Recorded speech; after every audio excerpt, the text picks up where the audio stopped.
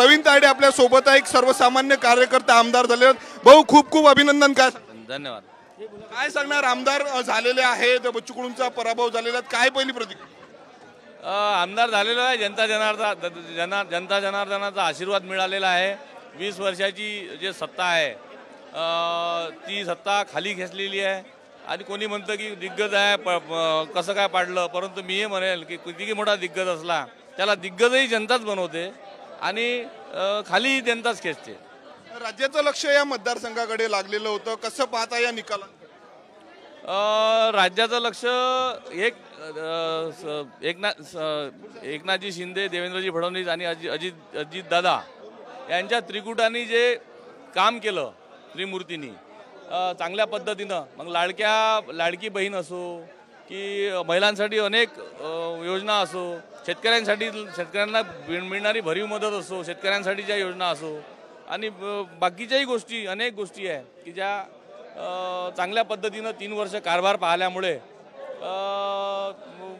लोकांच्या पसंतीचे सरकार पडलेलं आहे। लाडकी बहिणीचा आशीर्वाद मिळालेलाच आहे, लाडक्या बहिणीचा। तुम्हाला उमेदवारी जाहीर झाल्यानंतर जे आहे ते डमी उमेदवार म्हणून अशा पद्धतीचं वातावरण संपूर्ण या मतदारसंघामध्ये केलेलं होतं, त्यावर तुम्ही मात केलेली होती। कुठेतरी बोलायचं प्रवीण तायडे कुठेतरी लढत नाहीये, परंतु आमदार झाले नाही। कसं आहे, लोकांना माहीत होतं लोकांना काय करायचं आहे। मी गेल्या अनेक वर्षापासून चांगल्या पद्धतीनं प्रामाणिकपणे काम करत आलेलो आहे, त्याच्यामुळं। आणि दुसरी गोष्ट, कोणी डमी नसते।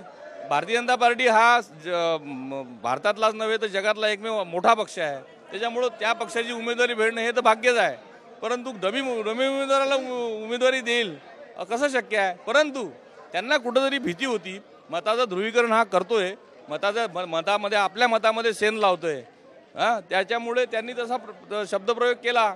परंतु डमी हीच विजयाची हमी हे माझं ब्रीद वाक्य होतं, त्याच्यामुळं त्या जनतेने ते स्वीकारलं आणि मला विजयी केलं। सर्वसामान्य कार्यकर्ता भाजपचा आमदार झालाय, काय भावना आहे?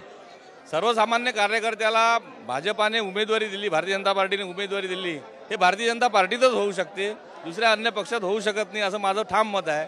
दुसरी गोष्ट, मी केलेले संघटनात्मक काम आणि माझा प्रामाणिकपणा हे पक्षाच्या लक्षात आलं असेल आणि वेगवेगळे जे सर्वे आहेत त्या सर्वेमधून माझं नाव आलं असेल म्हणून मला उमेदवारी दिली। आणि सर्वसामान्य कुटुंबातील, शेतकरी कुटुंबातील मला जाण असली, शेतकऱ्यांची जाण आहे, त्याच्यामुळं मी चांगल्या पद्धतीनं काम मतदारसंघात करू शकतो असा मला ठाम विश्वास आहे। शेवटला प्रश्न प्रवीण भाऊ, काय विजन आहेत? आमदार झाला तुम्ही, मोठं यश तुम्हाला मिळालं, काय अचलपूर मतदारसंघासाठी आता विजन हेच आहे जे 20 वर्षात झालेलं नाही आहे, ते माझा करण्याचा ठाम प्रयत्न राहील, आग्रह राहील।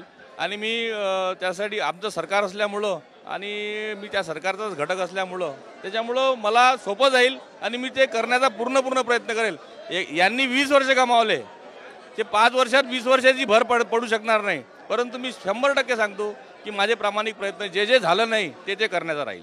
एकदा शुभेच्छा। हे प्रवीण तायडे होते, प्रहारचे आमदार जे आहेत ते बच्चू कडूंचा त्यांनी जो आहे तो पराभव केलेला आहे। विजयी ते अचलपूर मतदारसंघामधनं झालेले आहेत।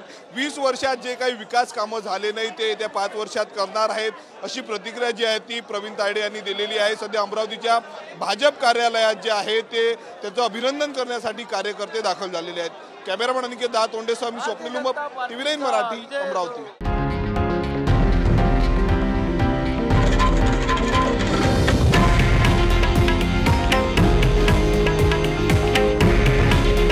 हे आहे देशातील नंबर 1 न्यूज नेटवर्क आणि आपण पाहत आहात TV9 मराठी।